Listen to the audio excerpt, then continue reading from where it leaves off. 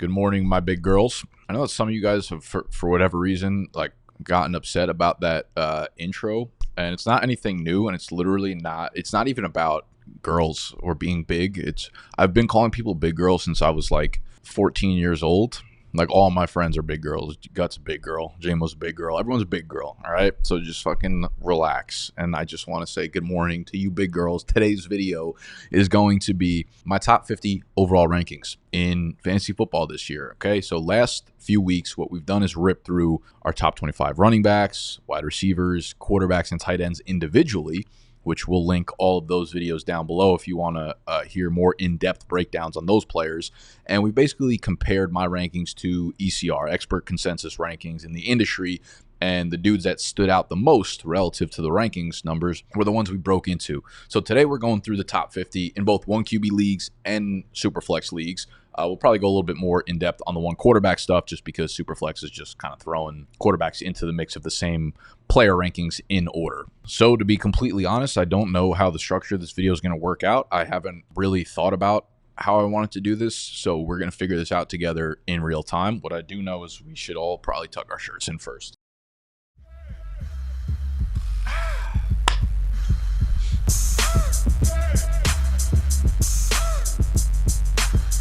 Start at the very top.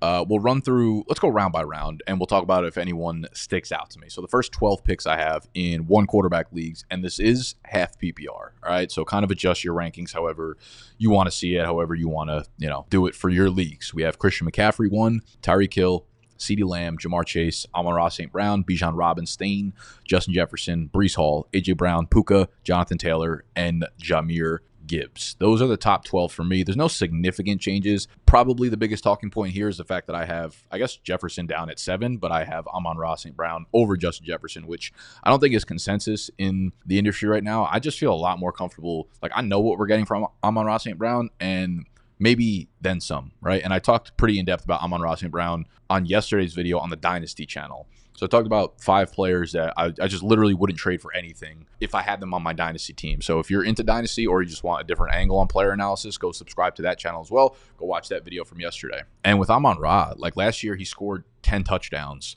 He had 33 red zone targets, which was 9th among NFL wide receivers.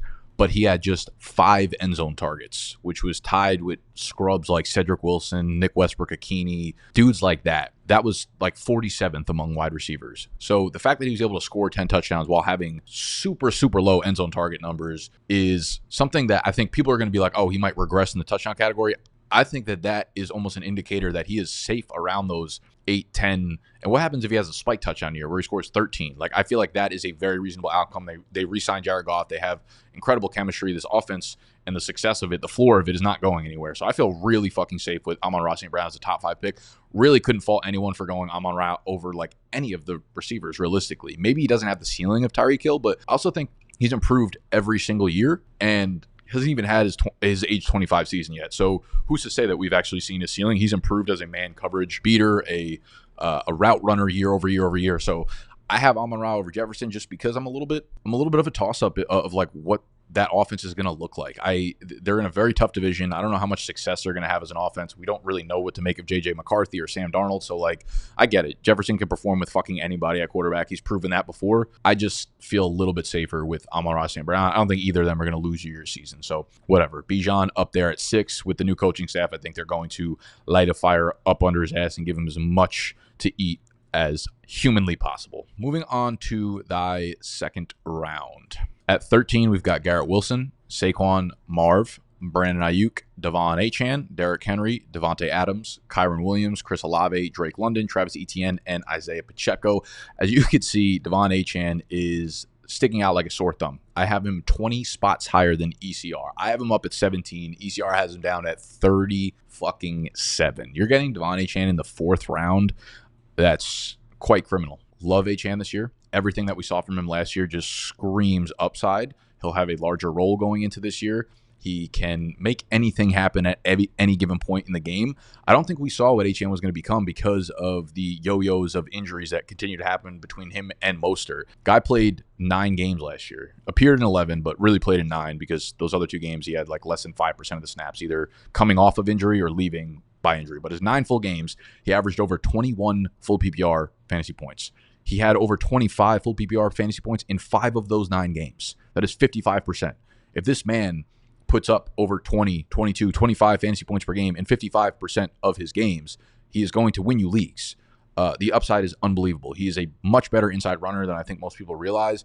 Jalen Wright is fine. He was a 4th-round pick, a day 3 pick, who I think is more of just like a depth piece in that offense because he fits the offense really well. And if there are injuries to either Achane or Mostert, then Jalen Wright will be a perfect fill-in. But I don't think they were drafting Jalen Wright to be a guy that is implemented into the 2024 season. So Achane, I think his workload is going to go up.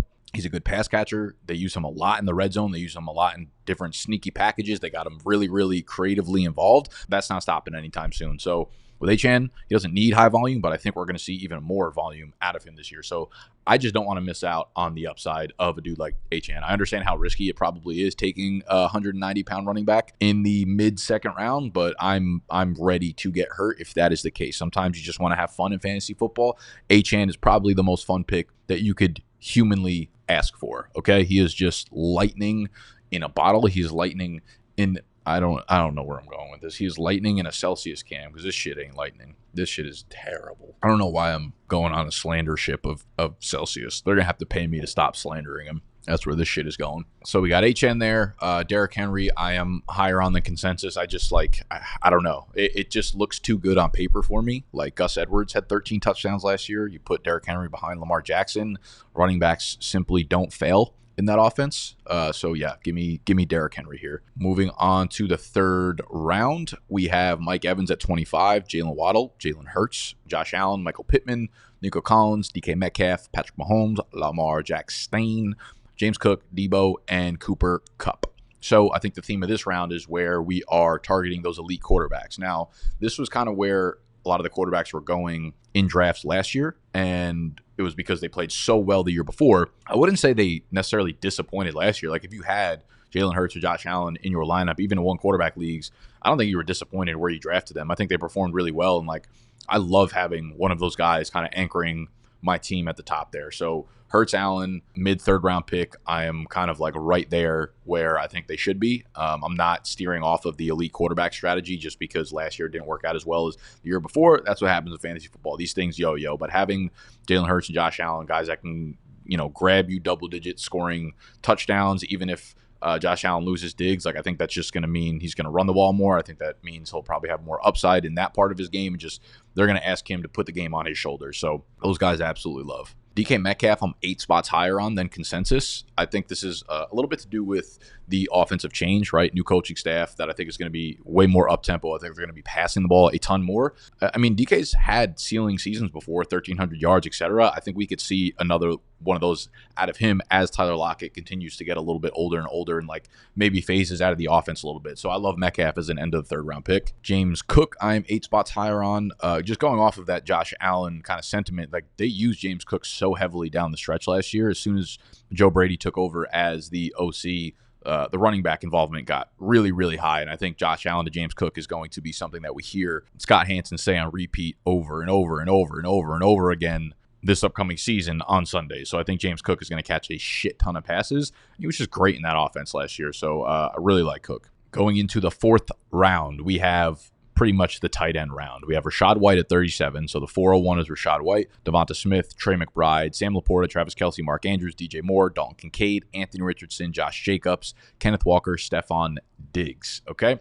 So here's the way I'm looking at this, right? I already did the rankings for the individual videos. I went pretty deep into why I really, really like Trey McBride and why he's my one. But that being said, all of these guys are kind of in a tier together. I don't think Laporta deserves to be picked at the 3-1, 3-2, Trey McBride at the 4-6, Travis Kelce and Mark Andrews at the 5-5. I think that's ridiculous. I think they all have similar outlooks. I think they all have similar floor, ceiling outcomes here. So if you want to start the tier, start the tier. If you want to end the tier, end the tier. They're all going to be kind of the same to me. I'm happy getting whichever of those guys falls furthest. And right now, Trey McBride, I'm 15 spots higher on than ECR. Laporta and Kelce, I'm 12 and 14 spots lower on. Mark Andrews, I'm 10 spots higher on because they all seem the same to me. Kincaid, even up there at 44 overall, I'm 23 spots higher. It's more of just that tier together. I see those guys as the elite tight end tier, and I think spending a 4th to 5th round pick is greatly spent capital. Okay. I'd be happy to have one of those guys anchor that position for me, whichever of those guys it is. If I had to choose like the one guy, McBride's my one, but Laporta's right there with him, one pick next. I'm not going to be upset if I have Laporta over McBride. The whole theory here is, though, that those 5 guys feel like they are cemented into the guys that I want in redraft this year. And because they're scattered all over the place as it pertains to ECR and ADP, you're pretty much cemented in getting one of those if you want to use a 4th or 5th round pick on them. DJ Moore, I'm 14 spots lower on. I have such a hard time getting a read for the Chicago offense. I get it. DJ Moore is coming off of his best year with Justin Fields, but it just feels like we're just ignoring the fact that Keenan Allen, who's also coming off of his best year, no one talks about that. He's coming off his best year, commanding 150 targets. He's going to be a high volume player likely in this offense. Rome Odunze, he's a top 10 pick for them, okay? Like, even if he doesn't start off hot, would anyone be surprised if he ends up breaking out over the second half of this year? What if Keenan Allen just straight up out-targets DJ Moore? Like, I look back on DJ Moore's season, and I think I have an upcoming video where I get more in-depth on this, but a lot of DJ Moore's success last year, if you look at, I literally actually looked at the splits on RotoViz. They have a cool splits app where you can filter a player's games by the defenses that they played again, like the pass rank of those defenses. And if you look at the splits in games where DJ Moore played against any of the top 28 defenses in pass ranking versus the bottom 4, like the 4 worst defenses, all of his spike weeks, his huge 4 or 5 games he had last year, all came against the worst passing defenses in the NFL. He had a couple screens that just broke right, and he took really, really far down the field. Like, there's a case that can be made that, I don't want to say fluky because he's a great receiver on the surface, but if that kind of lucky stuff does not repeat or those games go to Keenan or Rome Odunze, we're much more likely to get a DJ Moore that we saw in Carolina, statistically speaking, than we are what we saw last year when everything in that passing offense just funneled directly through him. And I don't understand how we could possibly think that that repeats itself with Keenan Allen, Rome Odunze, DeAndre Swift being added to the mix. There are just so many really, really good pass catchers now there where, like, I don't think we're factoring in the possible lack of ceiling here for DJ Moore. So if I get him in the 4th round, sure, but like, I'm 14 spots lower. That means you are using an early 3rd on DJ Moore in redraft, and I'm just like, I am not there. Josh Jacobs, I'm 10 spots lower on. Jacobs is another dude that I think I'm going to talk about in the same video as DJ Moore, but the Marshawn Lloyd edition scares me. The way that they're talking about that backfield out there in Green Bay scares me a little bit.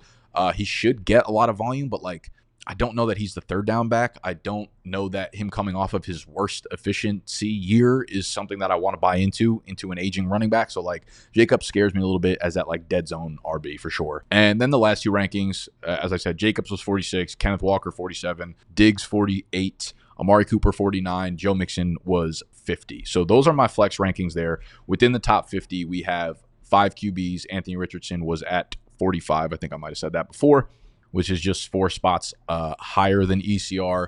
We had 5 tight ends, and the rest are the flex spots, wide receivers, running backs, etc. So we will move on to Superflex. And if you're enjoying the video thus far, please go scroll down, hit the button that looks like this, subscribe to the channel if you are new. And again, we are doing a ton of Dynasty content. So if you play in Dynasty, if you want to join a league in Dynasty, go subscribe over there. If you just want a different angle of player analysis, that is also the place to do it. Superflex. So I want to make a large point here before we get into the actual rankings themselves, all right? It's a major note that I think needs to be addressed because I think there's a huge overlap between people that play in Superflex redraft leagues and people that just play in Dynasty leagues in general. And if you're playing in Dynasty leagues, for the most part, the very large majority of them now, if they've been created probably within the past 3 to 5 years and everything pretty much going into the future, they're almost all Superflex leagues. You very rarely find like a new startup where you're like, yeah, we're doing a 1 quarterback startup. It never happens. So I think there's a lot of overlap between people that play Dynasty and then people that play Superflex redraft leagues, all right? And in Superflex leagues, quarterbacks are obviously wildly valuable, but it's really important that, and I don't think you can really get to this point of understanding this unless you've played in both of those types of leagues many times. Like, all of my redraft leagues for the most part are Superflex. All of my Dynasty leagues are Superflex. So I have a good sample size of both of them. I think a lot of people take the energy from Dynasty startups and push that into Superflex redraft leagues, okay? And I understand it. I think it's an issue. I think it is the wrong way to look at things, right? If you're in a Dynasty startup league and it's a Superflex league, there's a very good chance that that first round comes and goes. And of the first 12 picks in that first round, 9, 10, even 11 of the first 12 picks are quarterbacks, right? And seeing that, because we're talking about it all off season, it's very easy to just push that type of energy right into redraft leagues. It's so similar to like, okay, the overlap between people who play Dynasty and people who are drafting on Underdog doing like best ball drafts right now, right? You hear about the rookies for 3-4 months on end, the NFL draft, then you have your rookie drafts. And it's like all we talk about for a very long period of time. And then the first transition from Dynasty into like redraft stuff is best ball, right? Because no one's doing redraft leagues in May, June, or even July. Like your actual redraft leagues where you're setting lineups and stuff don't come until August, September. But we're doing best ball drafts all spring and early summer long. So we go straight from Dynasty into best ball. And because we're so hyped about these rookies, like the rookie ADPs in best ball are fucking absurd, right? You have a guy who's probably projected for like 75 targets on the year as a 6th round pick in best ball, right? And I think there's a lot of that same energy going on from Dynasty startup quarterback values to redraft Superflex values. Now, don't get me wrong, like you obviously want good quarterbacks, and it is difficult to get good quarterbacks in Superflex leagues and redraft, but I'm entirely prefacing this with the fact that like my rankings are not going to reflect that. Like when I put my rankings up, you're going to see CJ Stroud at the 201, you're going to see Joe Burrow at the 205, and you're going to be like, what the fuck? Because you're used to seeing Dynasty startup values where CJ Stroud is the 104 or the 103 and Burrow's the 105 or the 106. That makes sense in Dynasty because they're going to be the staple of your team for the next decade. In redraft, you want the highest scoring players for a 1-year stint. So if you're not projected for major upside this year immediately in a 1-year window, I don't care if you're the face of the franchise for the next fucking 50 years. It doesn't matter to me. We're trying to get the highest scoring players this year immediately for 6 months. So here are my Superflex redraft rankings. We have Jalen Hurts as my 1. Now, Josh Allen has been a monster for the last couple of years, but as I mentioned in the top 50 for one quarterback leagues, while I think Josh Allen will be relied upon more to run the ball, I do think the passing offense overall is going to take a hit without Diggs, without Gabe Davis, without like their number 1 receivers, and I think they will rely a little bit more on James Cook. So that's listen, if I have Josh Allen as my QB1, we'll fucking live there. But that is the tiebreaker for me. Jalen Hurts, I love that Kellen Moore is coming over to Philly. I think that will be a much more up-tempo and like fast-paced and higher-moving offense out there. He's put up double-digit rushing touchdowns in 3 straight years. Nothing should change there. So despite how they finished over the second half of last year, I'm not worried about him. So he's my 1.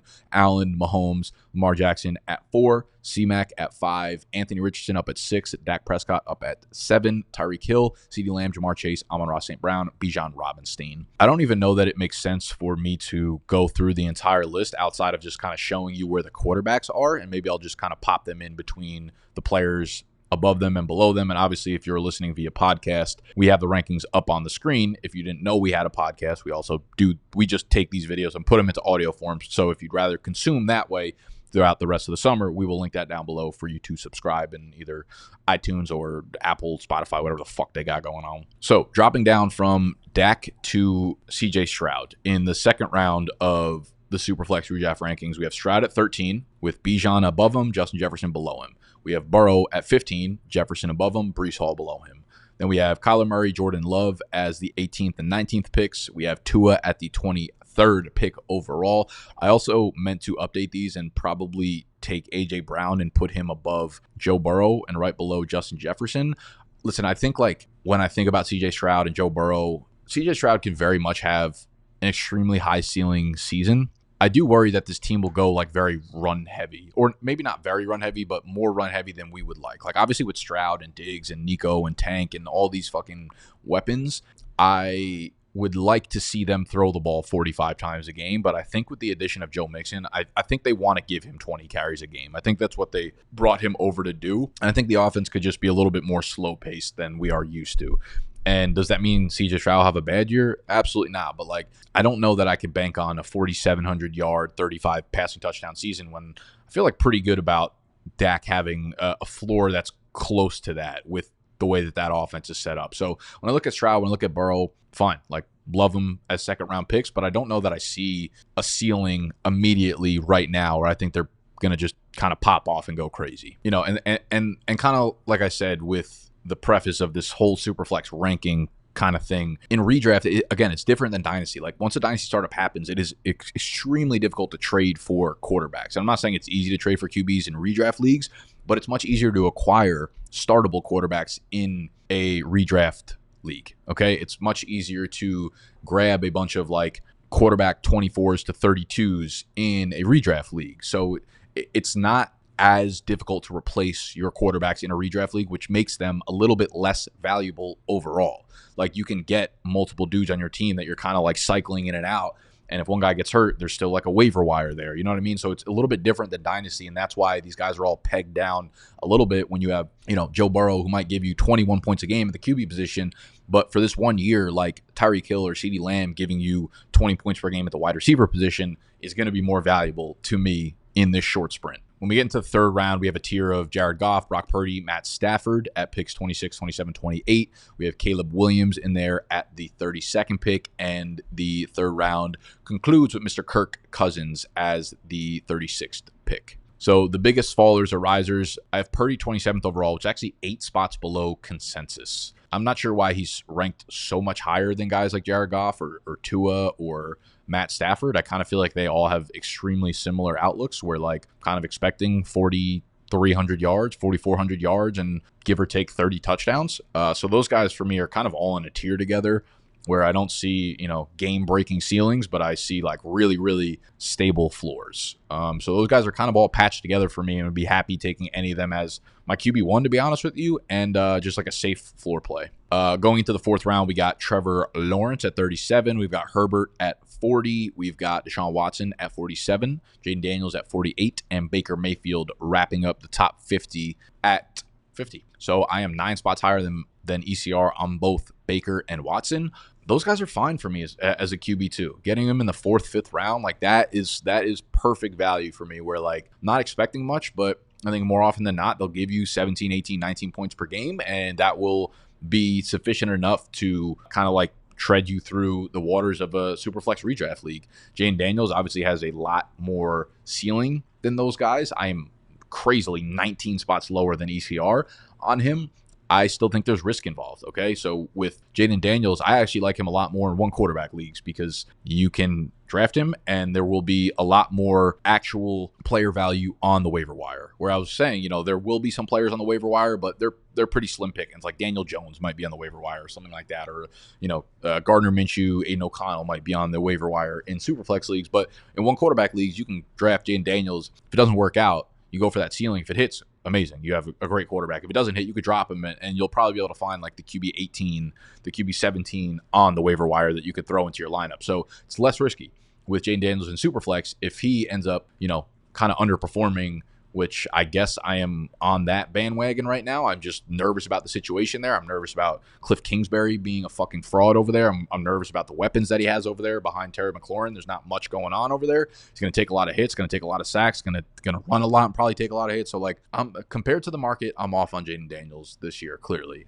So if he pops off, then my teams might not do that well. But I have them all the way down there. So as you can see, within the top 50, I have 21 quarterbacks being picked in Superflex redraft leagues. Okay, so they still go early. They still go hot and heavy. I just don't think you need to value like the youth of a QB being the staple of your team over the next 10 years like you do in Dynasty the same way that you do in redraft leagues. So just be weary of that if you are playing in Superflex redraft leagues. I think it's okay to zig when people zag. I think it's okay that if you're at the turn and you want to go Amon-Ra and Bijan Robinson to staple your team, and then in the third round, someone like Saquon falls to you at the turn, or someone very high upside falls to you at the turn, and then you start going for your quarterbacks, like you grab a Stafford in the 3rd or 4th round, and then you pair him with Trevor Lawrence, you pair him with Baker Mayfield. Like I think your team will be fine there too. You don't need someone in the same way that you think about Dynasty fantasy football to be an anchor of your team. All right, so that's the biggest difference I would see between the two, and I think it's something that